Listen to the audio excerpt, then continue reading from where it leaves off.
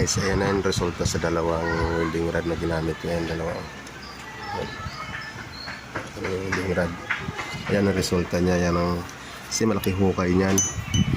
May bikat yan, kaya laki. Isang pasada lang guys. So, ayan.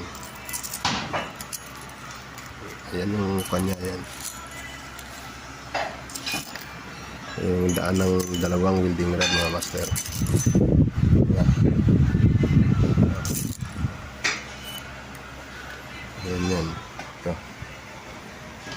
Dalawang welding rod ginamit ko mga master. Ayan ang kinalabasan. Diba malaki? Kasi may hukay yan dun sa loob. Didigri ko uli ngayon to. Ayan na. Ayos diba? Isang pasada lang. Puno agad. At nag-vibration siya sa ilalim.